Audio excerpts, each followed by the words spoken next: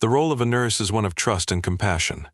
Charged with the care of the vulnerable, nurses are expected to heal, support, and save lives. But in 2007, a nurse in Finland would betray this sacred trust in the most horrifying way imaginable. Katarina Pentila, born Katarina Hyttinen, transformed her medical knowledge into a weapon, orchestrating a series of crimes that shocked the nation. Pentila's story is not just a tale of murder, it's a haunting narrative of manipulation, psychological complexity, and the fragility of trust. Her actions, calculated and cold, remind us of the thin line separating care and harm, and the devastation that follows when that line is crossed. Katarina Hyttinen was born in 1981, growing up in Finland under circumstances that, at first glance, seemed ordinary. Details of her early years remain scant, but those who knew her described her as intelligent and ambitious. Choosing a career in nursing, she appeared to embody the ideals of compassion and service. Yet, beneath the surface, a darker personality began to emerge. Psychological evaluations later revealed traits of narcissism and psychopathy disorders characterized by a lack of empathy, an inflated sense of self-importance, and a tendency to manipulate others for personal gain. While these traits alone do not make someone a killer, in Pentila's case, they laid the foundation for a horrifying trajectory. Pentila's descent into criminality became evident in 2007, though signs of her troubling behavior may have existed earlier. At a family gathering in the small Finnish town of Karusa, she committed her first known crime.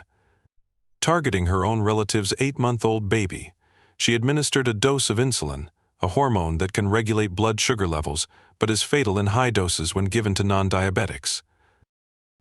The infant quickly fell gravely ill, exhibiting symptoms of severe hypoglycemia. Medical intervention saved the child's life, but the family was left in shock and confusion. Why would someone, especially a trusted nurse, harm an innocent baby? The answer remained elusive, and, for the moment, Katarina avoided suspicion. Not long after, Pentila struck again, this time escalating her actions to murder. While working at Willison Kuntutuskeskus, a rehabilitation center for the disabled in Ylöjärvi, she was entrusted with the care of a 79-year-old mentally disabled man. In a calculated act of malice, she injected the patient with a fatal dose of insulin. This time, there would be no miraculous recovery. The man's life ended abruptly, leaving his family devastated and the center's staff in shock. Both incidents might have remained disconnected if not for the persistence of investigators who noticed anomalies in the elderly man's death. Autopsy results revealed the presence of insulin in his system, raising immediate red flags. Further scrutiny led detectives to Katarina Pentila. Her arrest marked the beginning of a complex investigation that unearthed chilling details about her actions. Authorities found a disturbing pattern: her victims were selected for their vulnerability. The elderly patient, incapacitated by mental disability, and the infant, unable to defend itself, were perfect targets for someone intent on exerting control. During questioning, Pentila's demeanor was unsettling. She showed no remorse, her responses calculated and emotionless. Her lack of empathy, combined with her medical knowledge, painted a portrait of a highly dangerous individual. Pentila's trial in 2007 became a national spectacle, drawing widespread media attention. Prosecutors built a compelling case, detailing how she had used her position as a nurse to harm the very individuals she was meant to protect. The evidence was damning, and the testimony of experts who analyzed her psychological state added another layer of horror. Psychiatrists testified that Pentila exhibited traits consistent with narcissistic personality disorder and psychopathy. While these conditions do not absolve someone of criminal responsibility, they provided insight into her motives. Her actions were not driven by impulse but by a cold, calculated desire to assert control and inflict harm. The defense attempted to argue that Pentila's mental state should mitigate her culpability, but the court rejected this notion. She was deemed fully aware of her actions and their consequences. Ultimately, she was convicted of murder and attempted murder and sentenced to life in prison, a rare punishment in Finland's justice system. Prison life for Katarina Pentila was marked by isolation and inner turmoil.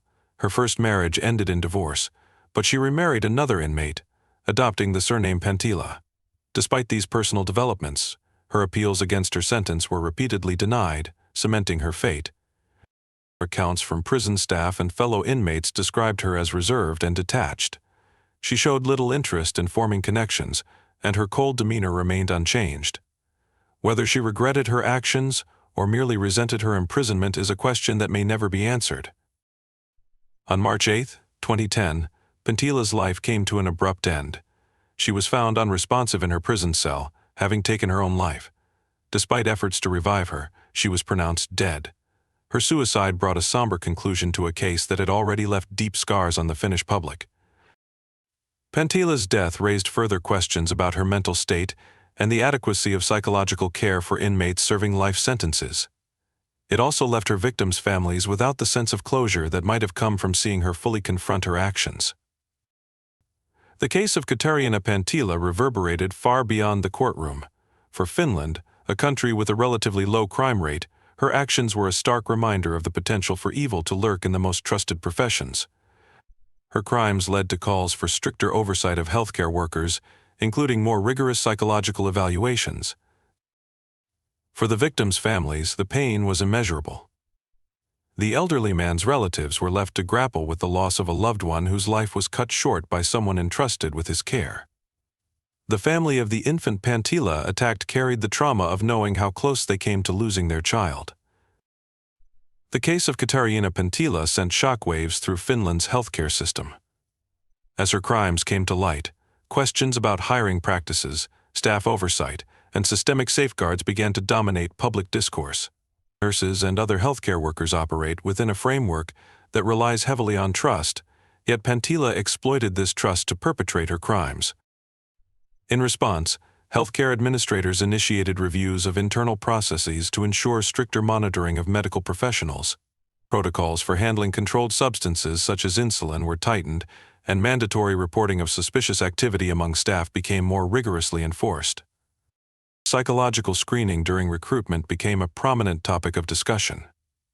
Experts debated whether more stringent vetting could have identified Pantila's dangerous traits before she entered the field. While there is no perfect way to predict criminal behavior, her case underscored the importance of comprehensive background checks and periodic mental health evaluations for those in caregiving roles. The psychological evaluation conducted during Pantila's trial provided a disturbing glimpse into her mind. Narcissistic personality disorder, one of the diagnoses she received, is characterized by an inflated sense of self-importance and a lack of empathy. Psychopathy, another diagnosis, is defined by manipulativeness, superficial charm, and an absence of guilt or remorse. Pantila's actions align closely with these traits. Her choice of victims, an infant and a mentally disabled elderly man, highlighted her predatory nature. These individuals were defenseless, unable to advocate for themselves or resist her actions. Forensic psychologists suggest that Pantila may have derived a sense of power and satisfaction from controlling their fates, reveling in her ability to manipulate life and death. The absence of emotional connection to her crimes during the trial further reinforced the profile of a psychopathic personality. While most individuals in similar circumstances might express regret or offer explanations for their actions, Pantila remained detached and clinical, a demeanor that unnerved even seasoned investigators. Pantila's crimes and subsequent trial captivated the Finnish public. Media coverage was extensive, with headlines labeling her the insulin murderer. The press delved into every aspect of her life, from her childhood to her professional career, attempting to uncover what had led to such heinous acts. However, the intense media focus also raised ethical concerns. Some argued that sensationalizing her crimes risked overshadowing the suffering of her victims and their families.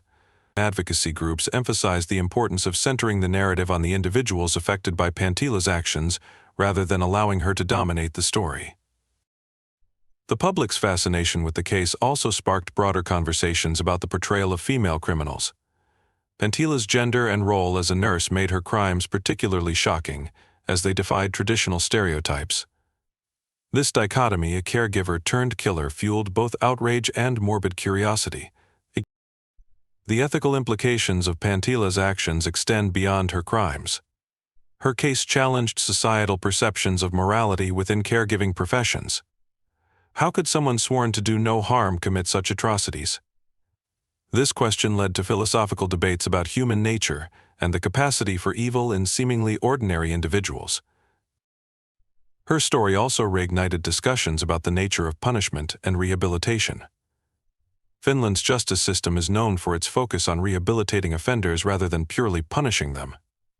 Penttila's life sentence was a departure from this norm, reflecting the gravity of her crimes.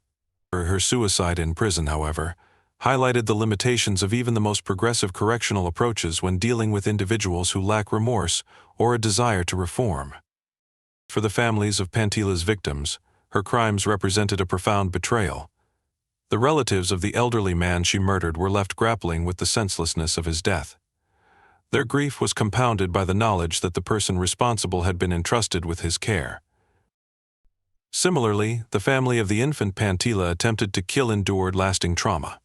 The incident shattered their trust in healthcare professionals and left them questioning the safety of their loved ones in medical settings. Advocacy groups stepped in to provide support, but the emotional scars remain a poignant reminder of the far-reaching impact of Penttila's actions. The case of Katerina Penttila remains a powerful cautionary tale. It serves as a reminder that trust, though essential, must be tempered with vigilance.